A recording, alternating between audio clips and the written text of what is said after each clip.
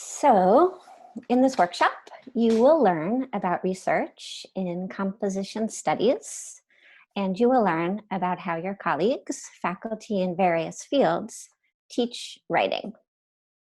Our hope is that this will help you see how to connect your course content with writing via informal writing to learn practices. And you might have noticed I haven't used the word remote teaching yet, and that is intentional because I want us to start to think about where we are right now and what we do right now. And then in the conclusion, I will point to ways of migrating these writing to learn practices for remote teaching and learning. And I begin with this quotation from Jenny Brown: what every teacher is doing is teaching someone how to love something.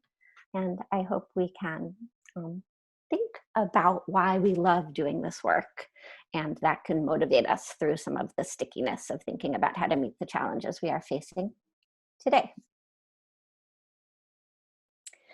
So I have created a timeline of the history of composition studies, and we are going to share this with you later, and there are links embedded throughout it. So I will not bore you with the history of composition studies now, but I want to make the point that the field I work in is a field with over 100 years of research.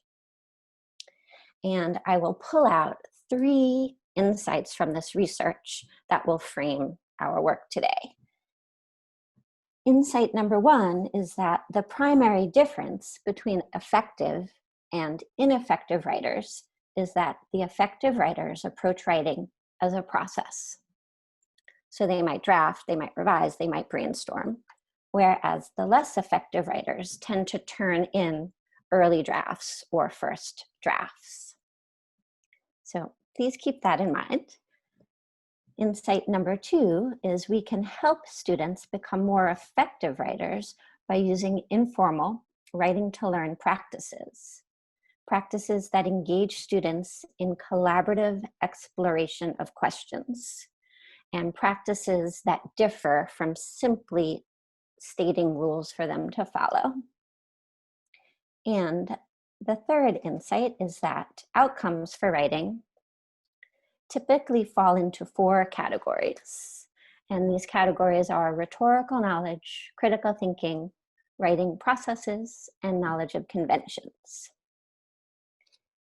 In a few minutes, your colleagues will describe writing to learn practices in these categories, which we hope will help you imagine how to integrate such practices into your work. My field, writing studies, also draws on research from neuroscience to explain why writing and why the teaching of writing is so very hard. And this is because our brain chemistry, which is influenced by emotions and prior learning, plays a significant role in learning to write, as in other things. And so the students who have had negative experiences with writing tend to procrastinate, tend to get writer's block, and then are more likely to turn in those early drafts rather than spend the time drafting and revising. And so when we teach writing, we need to help students access, assess, and adapt their prior knowledge about themselves as well as about writing. And we need to help them understand expectations. And the practices that your colleagues are going to describe are these writing to learn practices that can help us to do this.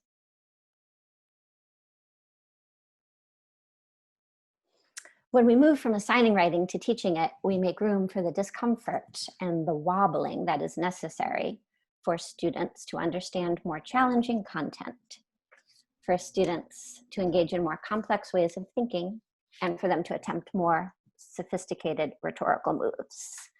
And if you're interested in this, I urge you to read David Bartholomew's 1986 piece, which is linked here. And so students might come to us feeling very comfortable with certain writing tasks, like writing a 5-paragraph essay. And you might have noticed in your classes that they replicate this. And we want to make the space necessary for them to attempt things that are more difficult. And so we need to make room for them to feel comfortable wobbling around so that when they finish our classes, they are confident about attempting things that are more challenging.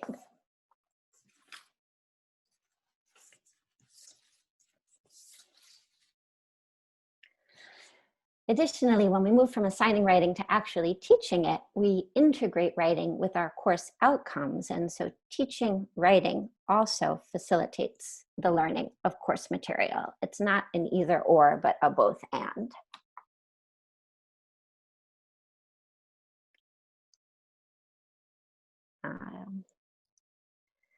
And with that said, in a moment, I'm going to turn this over to our faculty panelists. There's one very important slide that won't load.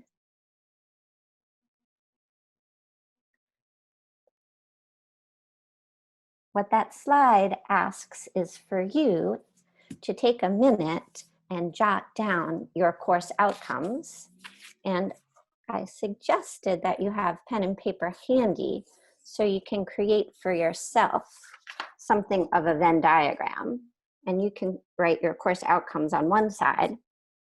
And then as your colleagues are speaking, you can jot down some of these writing to learn activities and think about ways of using writing to learn practices for your own classes. And your colleagues will be talking about rhetorical reading, collaborative writing, and understanding claims as ways of connecting course outcomes with writing outcomes. And so I'm going to turn it over to Geneviève Roberts, who will talk about rhetorical reading. And it will take just a moment for us to switch screen shares. And during that time, I invite you to use the chat for your questions or initial comments.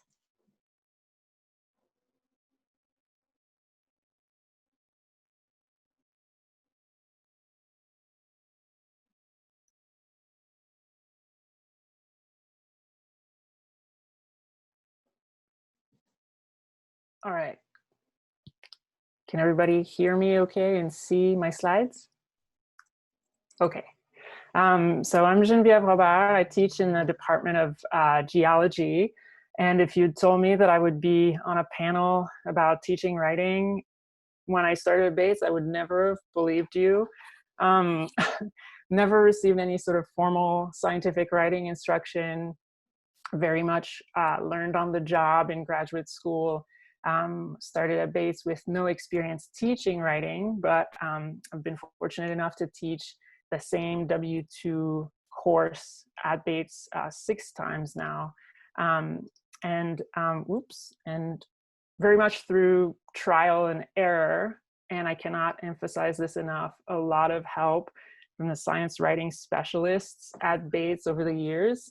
I've been able to better integrate writing in my course, and just like Stephanie addressed just now, it's very much now how students learn the new content and skills rather than kind of an add-on to the course as it was when I first started teaching it. So I just want to walk you through an example of something that I use for my course.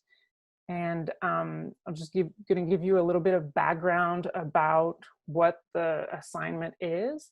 So in the course, the students basically do a semester-long writing project that we keep building on about the mineral content and chemical content of mantle rocks. So we have a suite of samples that they can study using various techniques. And they'll collect data using one technique and start analyzing these data, and then keep building on that over the course of the semester, and keep revising drafts over the course of the semester. And so they work in groups to do this. They prepare samples for analysis in groups. They collect their own data in groups. They process the data, and then they read and synthesize relevant literature. And then they're asked to co-author a mini journal article that reports their data. And so that's the assignment. And so when I first started teaching this, I would give them, I've just screenshot here of sort of my guidelines for the paper. So it's very much just the simple outline of the scientific journal article and with a short description of what would be found in each of the sections. And when I started at Bates, I would give them this and we would read through it in class, and then that was it. They would go off and write their papers. And even with some revision and feedback from me and a chance to revise and give a second draft, the results were not always optimal. And so over the years, working with Louise Brogan and Stephanie, I've been able to refine this and kind of actually start teaching writing rather than simply assigning it.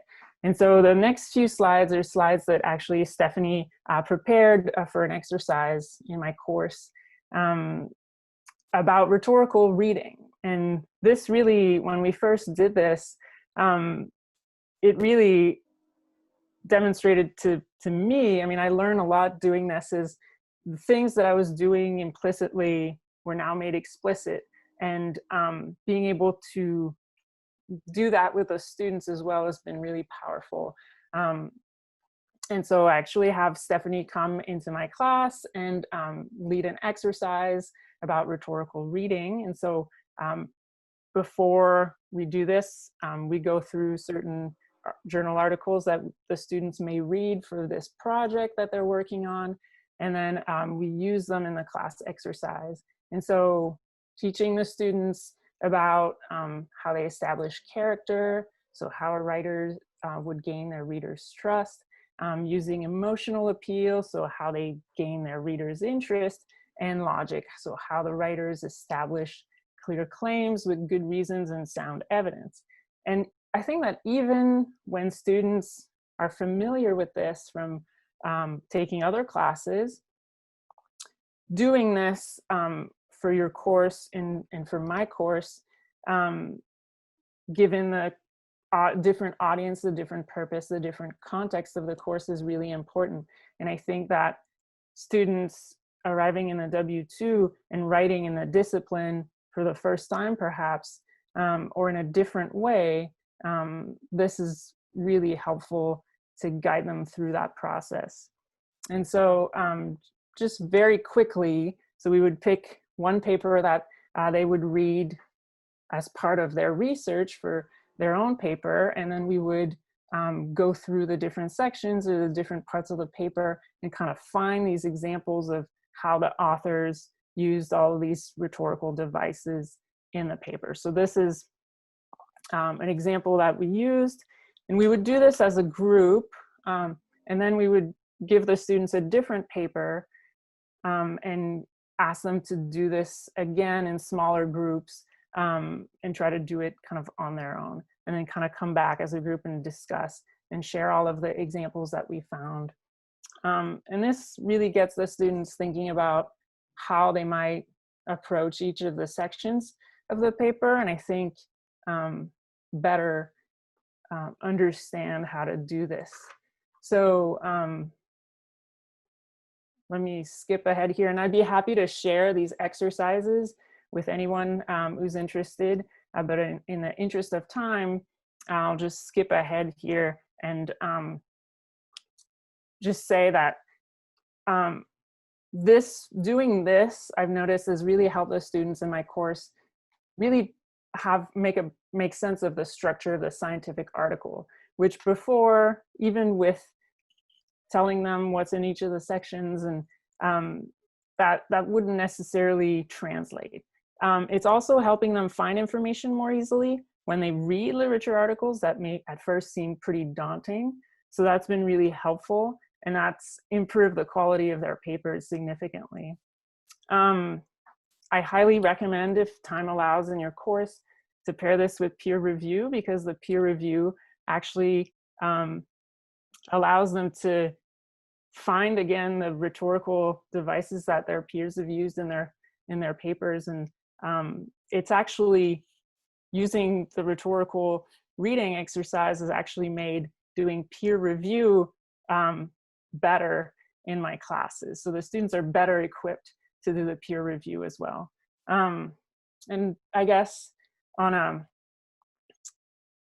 basically future note, I think taking this exercise one step further for me would be to have the students do the rhetorical reading, but of their own paper, because then often they have trouble reading their paper for what it is. And I think that also mimics kind of what is required of us when I submit an article to a scientific journal in the form of a letter to the editor. Why is this paper important? Why do people care about it?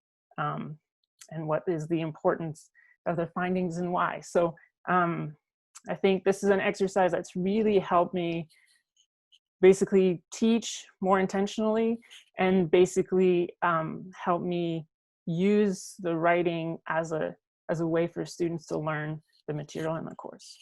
So I'll leave it at that here. Thanks. Thank you, Genevieve. Does anyone have any questions at this point about this particular exercise? You can either post them in the chat room, raise your hand.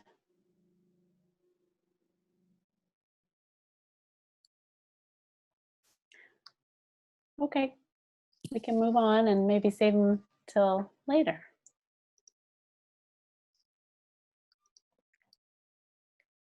Thank you so much, Genevieve. And our next panelist is Erica Rand, who will be talking about collaborative writing.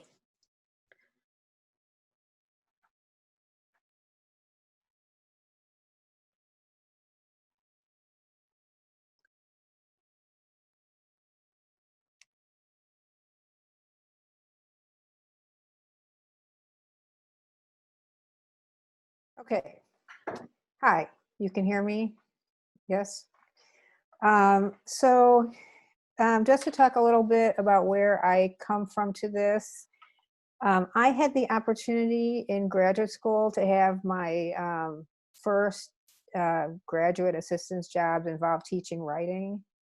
So I've actually been teaching writing within my classes for a long time, and what the addition of W's, because I've been here a while, with the turning of many of my courses into W1 or W2 courses, and I teach 3 or 4 of them every year altogether, has really enabled me to devote class time, to legitimize devoting class time to teaching writing that I was kind of doing anyway.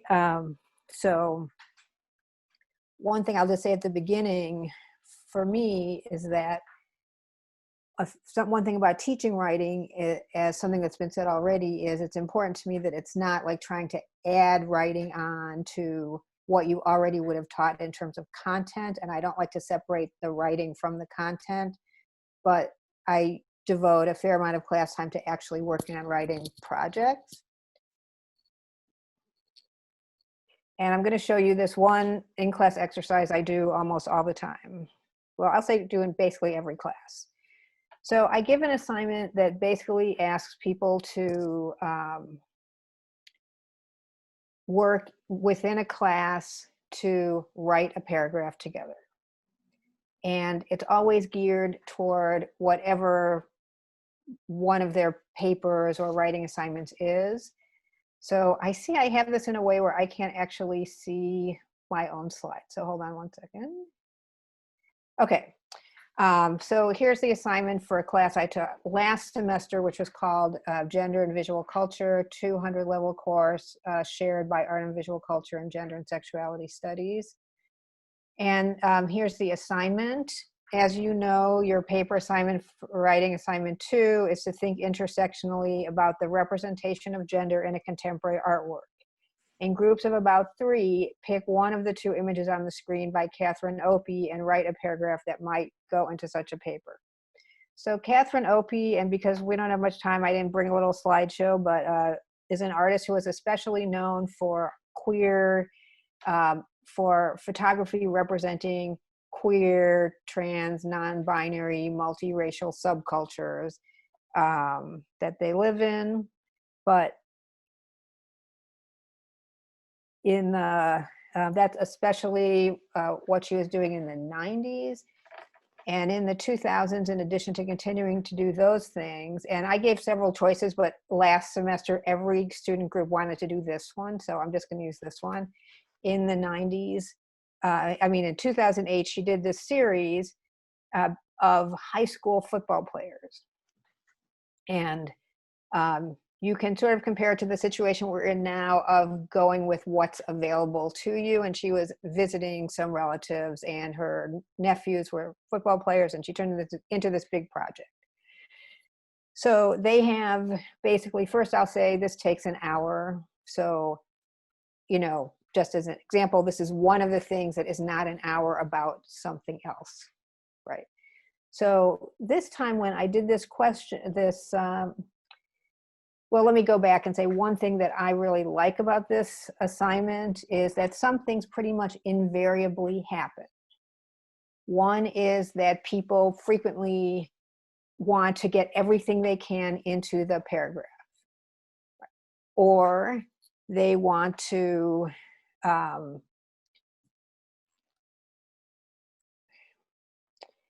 write something that's too small, too big, is really an introduction to a whole paper, or something else. So people read the paragraph, then they share it with everyone, and then we talk about the extent to which it is a paragraph and what they might do otherwise. So for this one, for instance, students wanted to talk about, almost all of them wanted to talk about Rusty's hair, and to talk about the way that his hair had a tradition, fit into tradition of long hair that is often associated with femininity, but also that's a racialized concept because people might have long hair, and men or boys might have long hair in different kind of concepts or contexts. And they also wanted to talk about that in relation to the background, in relation to the football helmet, into the relation of the pose, and all these other things. So it was a really great opportunity to talk about what happens when you first draft something and then you have a lot of material that actually could take something more like 2 paragraphs or 3 paragraphs or something else. Like maybe the part you see as femininity would be 1 paragraph and another part would be a second. And as we worked on that, we also talked about something that Stephanie brought up at the beginning, which is one thing I really struggle with is trying to figure out how to get past that 5-paragraph theme that students learn to write in high school.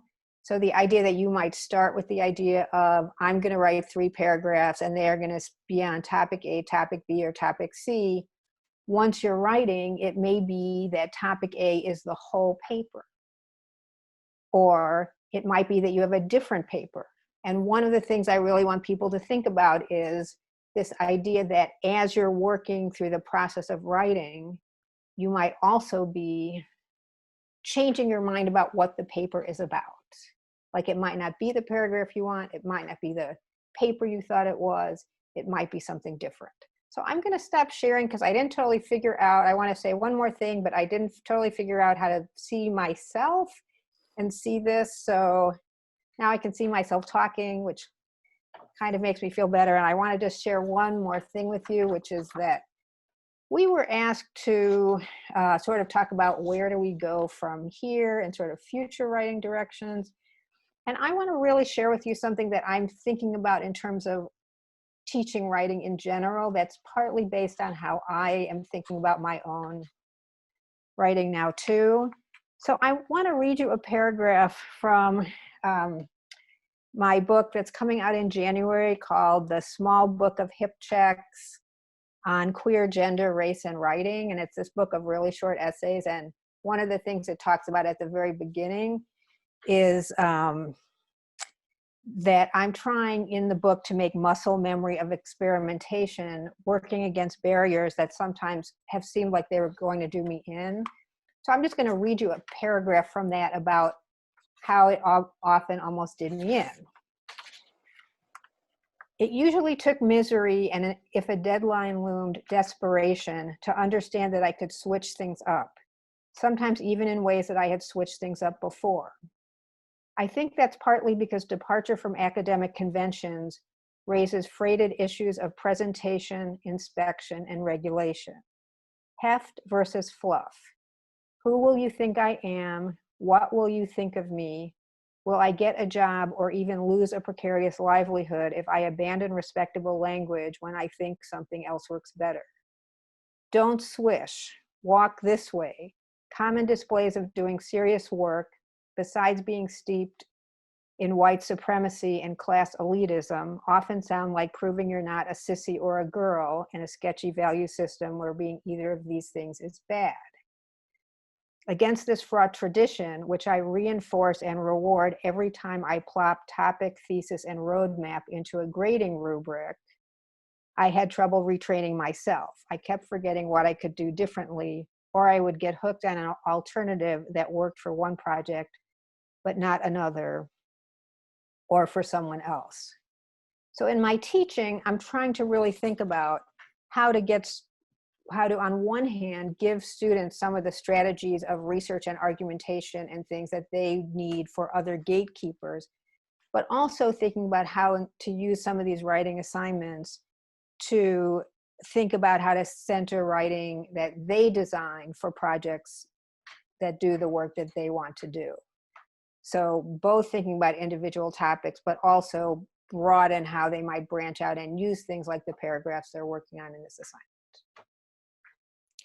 And that's it.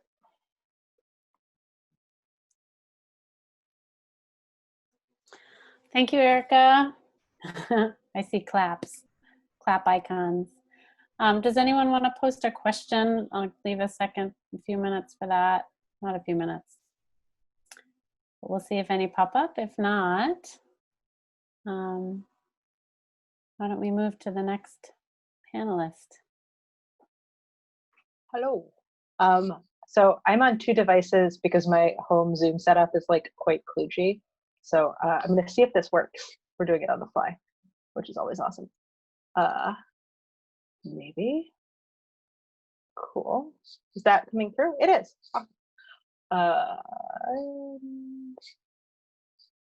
Yes, I'm just going to hang out there. Okay. Hi, everyone. It's lovely to see all of you. And I just have to say, it's like just incredibly difficult to follow Erica when she talks about writing, because I basically just want to say, yes, all of those things. So thank you to Erica and Genevieve for sort of giving me a really tough act to follow, but also just having some really generative thoughts about how we think about students and the work that they do. So I thought I would give you a little bit of context about me to frame my approach to this conversation. So I'm a historian, and I teach in digital and computational studies, which is an interdisciplinary program. And that's relevant to this conversation because I learned to teach writing in grad school in historical methods classes. That's what a lot of us who are grad students sort of cut our proverbial teeth on. And so historical methods classes are really fundamentally about how we use evidence and the relationship between knowledge, evidence, and language. And so one of the really sort of fun challenges for me as I moved into an explicit interdisciplinary space was thinking about what I knew about writing that was specific to the profession of history and historical knowledge making, and how I could get students or ask them to think about other kinds of claims making and other kinds of knowledge making really deliberately instead of just reflexively. And so I'm thinking there particularly about the fact that what looks like a truth claim in a chemistry class has the potential to look very different from something that looks like a truth claim in a history class or an art class. And I think it's really easy, it's certainly easy for me, but it's also, I think, easy for students to assume that our way of making knowledge is the only way of making knowledge. So all of that is a preamble to say that when I taught FYS last fall, which seems like 1 million years ago, I really wanted to get students to think about how they make claims really deliberately, so that they can both evaluate other people's written and other claims, but also be really sort of deliberate about how they deploy evidence in their own lives after my FYS. So I used a structure that I think does some good work, and then it has some problems, which I'll talk about in a little bit, which is sort of a framework of different kind of claims making. So it presents 5 different types of claims: claims of fact, claims of value, claims of policy, claims of concept, and claims of interpretation. And so I'll talk a very little bit about this, but mostly what this slide is doing is describing what the kind of claim is and then giving a sort of silly example, all of which involve my dog Max, who's on the next slide, just because why not?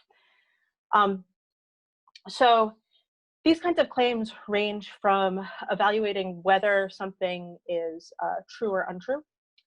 So for example, my dog Max is the smallest dog on campus, is something that students could evaluate as truthful or not, to something about what we or what a student as a writer or what we as a class should value, or what we should do now that we know that we value something.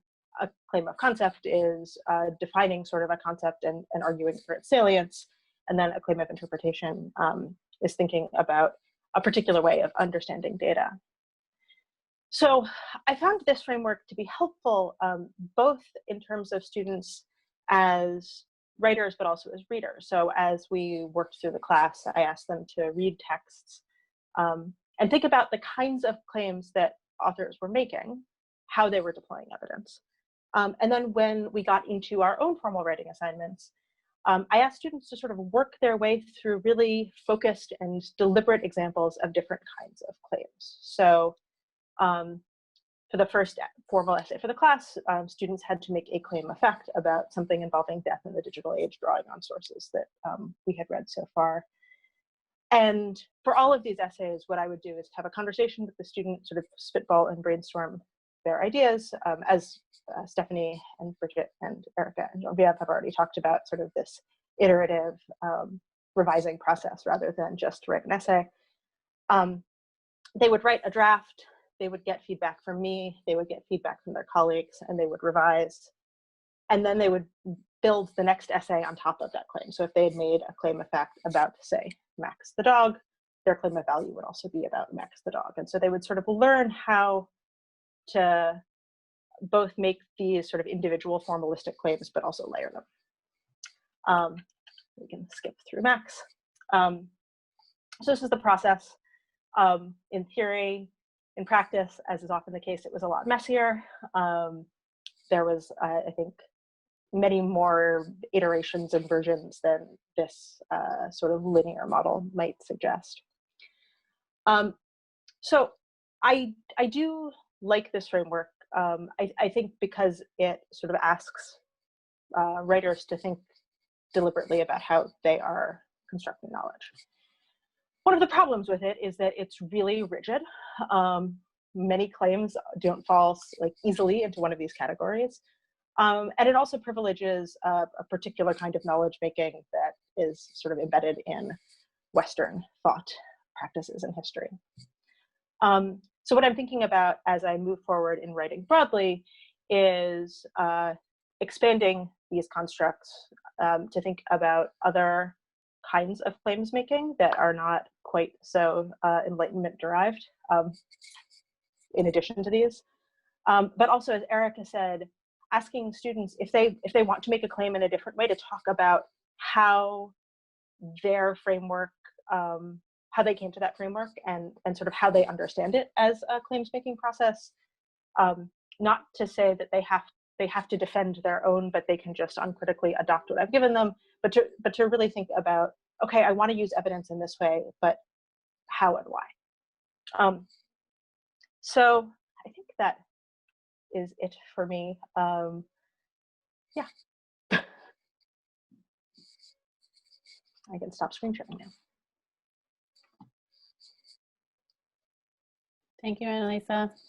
Stephanie, we have a couple questions in the chat room, but I see maybe you want to do a few pointers and then we'll go to the chat questions. Sound good? Sure. So I'm going to share my screen again, and I'm going to talk in general about migrating some of these writing to learn activities to online environments.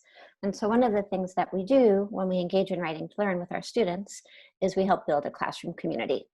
And an activity that I use with my students in face-to-face classes that you'll see on the left is I have them make maps about where they come from, and they share those maps with each other sitting around a nice table in commons. In remote environments, you can have them make those maps, and then you can, as you see on the right, put them in small Zoom rooms where they talk about those maps with each other.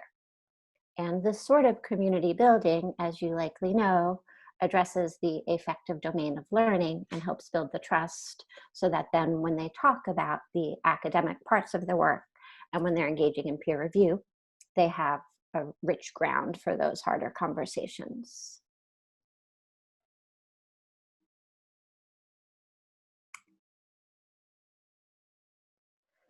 In addition, we can use writing to learn activities to discuss course material. And what I have here are a couple of timelines that students made after having read histories of composition studies. And I put them in groups, and with Post-its, they created these timelines, and they talked about what were the most essential moments in these histories. And this is something that you can do remotely by putting them in groups. And instead of having them use Post-its, they can create Google Slides, and they can have synchronous and asynchronous conversations where they talk through, again, what the most significant moments are in these timelines or whatever other aspects of the course material there are. You can use these informal activities to have them reflect on their learning processes. And so in the middle here are some Post-its where students are reflecting on sparkle stars in their experiences, things that are going well. Smooth moments and staticky moments. And you can again have them do this through Google Slides. You can have them do this through Google Forms. You can open up a collaboratively written Google document with 3 pages and create text boxes and have them jot down their impressions through the Google document. So the technologies that we use every day are pretty simple for these types of migrations. And you can use these writing to learn activities, as our panelists have said, to help our students generate material for their formal assignments. And so here they are planning papers out using their computers and using their Post-its. And again, you can migrate this to Lyceum, to some of the forums, and you can have smaller assignments for them to submit some of this material, to discuss it synchronously or asynchronously. You can have them type comments to each other in a chat. You can have them record very short videos where they ask each other questions or comment on each other's work, and in those ways replicate some of the emotional social learning that we have in our face-to-face classes that helps contribute to student success. We have lots of other suggestions here, and we'll share this out with you all later. But I'm really interested in your questions and what ideas have come to you as you've listened to your colleagues talk about this work. Steph, can I forward one of the questions or a couple of them that came through the chat? Sure. For panelists, just to start, and then please feel free to add more as we talk. Carol Dilly asks about Erica's assignment with the paragraph writing, and wondered whether the paragraphs remain connected to their papers. Do you frame them as a work session on the papers to come, or are they at more of a distance? I frame them as related to the work, the paper to come, but only in the sense of learning that skill. So I give them, let's say, 2 or 3 things to choose from that they see on a screen that might not be even the artwork that they're going to write about in their paper. So it's really just an activity to think about the idea of writing a paragraph and to separate the idea of paragraphs from something that's really in the shape of a paragraph. And Michael had a follow-up question about how did the students write and actually share their paragraphs? So how did they actually do it? Did they share a common document like a Google Doc to capture capture the paragraphs, or did they write them separately and circulate them among a group? So I think we're thinking about tools now. I will just share the very low budget tool that like 3 of them wrote it. Then they read them out loud. Then we talked about them. Then they disappeared into the world. That was pretty much the end of it. A sort of other assignment I give more often in my W1 class, which actually uses scissors and paper and works on how do you incorporate quotes, is to give people a paragraph that we've read and say, you know, use this thing we've read in a paragraph of your design. And I just give them in real life paper and scissors, and they're frequently pretty happy to use paper and scissors, so there's a little benefit to that also. Great. Just to Annalisa maybe, and Genevieve, who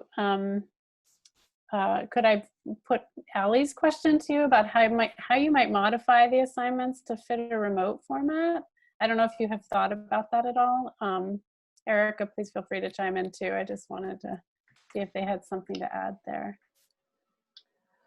I can riff on this a little bit. So part of the way that I've been teaching for a while, and I didn't really talk about this in the slides, is using something that is hopefully fairly accessible to students, which is comments in Microsoft Word, but you could also do it in Google Docs, to really have a conversation with students as they revise. And so I begin with a tutorial on how to use comments in whatever platform we're using, because we should never assume that students actually know all of the weird things that we know, though they know many other weird things that we don't know. So I begin with the tutorial, but then when they turn in a draft or a version, I decided not to call them drafts, but rather iterations, because that felt like it was not distinguishing between like draft and final, but just like an ever iterative process. So when they turn in iterations, I give them comments. They react to those either by making changes or by responding and saying, you know, I think the passive voice here is actually doing really important work, so I'm going to keep it, and here's why. I think that will work when we are not all corporeally in the same place. The other thing that I've been thinking about a lot, and which I did in the second half of this most recent semester, is really leaning into sort of group or individual conferences. I don't know if this is a scalable solution. Really, for a 40-person class, that becomes really challenging. But I found that especially for working through writing, having groups of 4 or 5 students and me having conversations about colleagues' work felt like it was doing the work of the kind of collaborative stuff that happens in a classroom.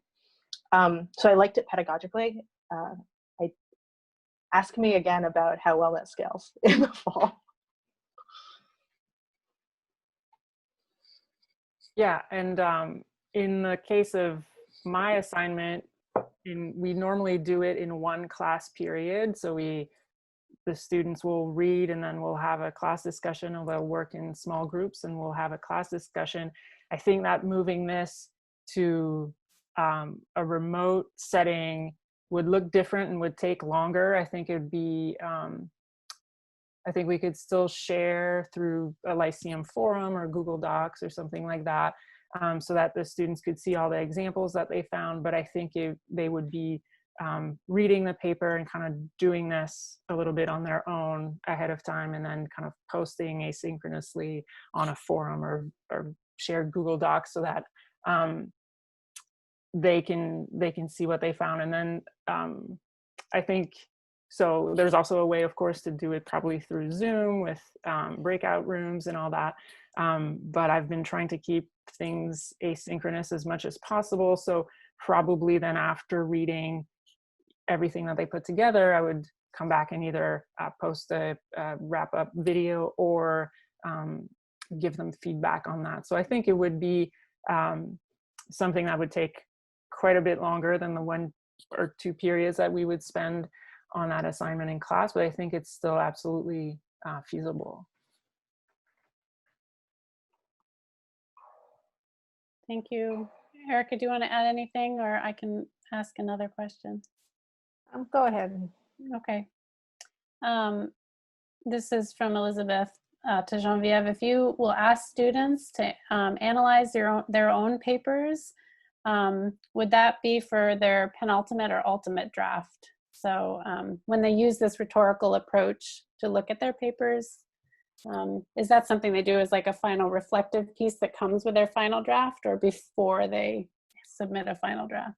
Yes, so that's something, that's a great question, because I think you could probably do it either way.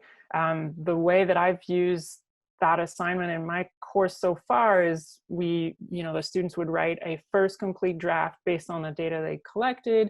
We then would do peer review, and then they would collect more data, write a new draft with new data and incorporating the revisions. And then we would do peer review again, and then they would have kind of their final draft. And I tried to emphasize to them that there's never such a thing as a final draft. We could always change it. And so I think probably in that format, I would want them to write sort of the formal letter to the editor type of assignment along with the quote unquote final draft. But I think it could also take the place of one of the peer reviews. If you are able to do multiple iterations, I think it could come in different flavors depending on what you're trying to do. But and so I've not tried it yet. So that's a great question. It gets me thinking about what I would do too. It makes me think about the importance of conferencing, particularly as we consider ways to build community with our student writers outside of, asynchronously. And so there might be a way to use that sort of rhetorical approach to conferencing with students and having a conversation around their rhetorical perspective of their own papers in conferencing with them one-on-one about their papers. So it's just another way to guide our conversations with students about their writing.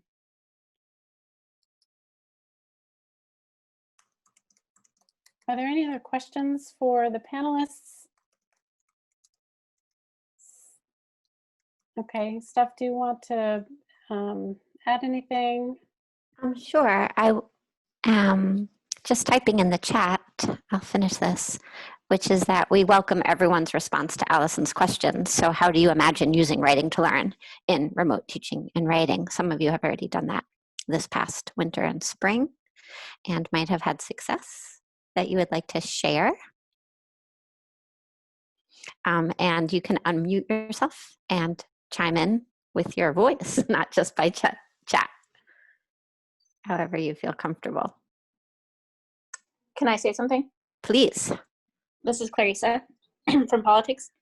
I think for all of these, which are really awesome ideas, I was thinking about especially the paragraph exercise, is doing a Google Doc that 2 or 3 students work on simultaneously, so that they're even, so it's like a group paragraph, but with the part that you have both taught me a lot about, which is reflection, so that if you're going to edit the group paragraph, you write in the comment why you edited this, but also with the idea that there might be a lot, maybe 3 or 4 paragraphs in a classroom about the same thing, and they're going to look different.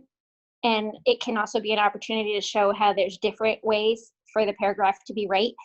But I think the collaboration and reflection on the student part in a Google Doc, especially because whoever owns that Google Doc is going to get a notification of when there's been a change. I think that seems really conducive to asynchronous learning and reflection. And then, of course, the professor can always be checking in and asking a question about why students decided to go, or even why a student didn't defend their own perspective. Like, I don't mean like it's a fight, but sometimes students back down really quickly, and then I want to say to them, what you had was really good. Why did you let some other person explain you, so to speak? Yeah, That's great. Thank you so much. And what you've said helps us really see how in both remote teaching and face-to-face teaching, this informal writing gives us a chance to make thinking visible so that we can see our students' thoughts and have them engage in this dialogic approach to the construction of knowledge. And we only have 5 minutes, and I'd love to hear from more of you, but I will add that Bridget and I are also available for consultations about this and about an aspect of this work that many of you have gotten at somewhat obliquely, but which is how students talk to each other and how we speak to our students. And so this gets to ways of giving feedback to our students so they feel comfortable making mistakes or thinking through their thought process in semi-public ways so that they can, again, go through that wobbliness and learn more. And thanks, Clarissa, that was great. Charles? Yes, this is Charles Nero. Last semester, I discovered something, I think just by serendipity.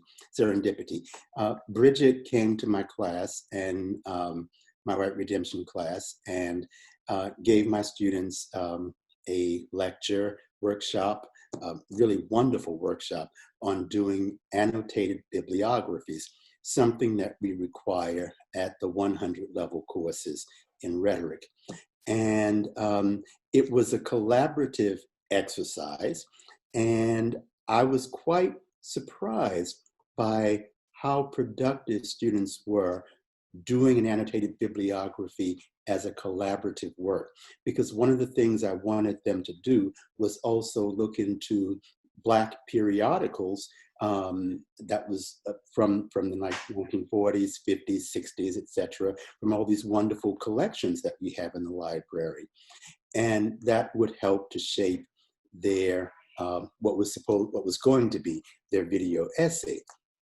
Needless to say, the bibliographies were wonderful. Their ability to summarize what they wrote, I had a couple rewrites, but that was okay. They were doing good summary. And then I changed from the video essay when we went on remote learning to a short final paper. And I was very pleased with their ability, the ability of many of the students to produce a short paper based upon the research that they did collaboratively. So that was, like I said, just serendipity. I learned something new about maybe the process of research is collaborative, and I hope I can try to take this, if we go into remote learning again, that the final paper is, the individual final paper is a result or grows out of a collaborative experience. That's so wonderful. Thank you so much. And I'm sure many of you are familiar with Vygotsky's research about the importance of talking and having the ability for peers to talk through the material with each other. And so the exercise that Bridget introduced is another example of how writing to learn activities can include speaking to learn as well as writing, or it could include drawing to learn as well as actual writing. We have 1 minute left, and I am quite mindful that many of us have been on Zoom all day long. Yes. I'm so very grateful to all of the panelists and all of you for showing up. And I like to have a reputation for ending things early, so how about we just end at 3:29? Nice. Thanks Thank you, so much. everyone. Take care.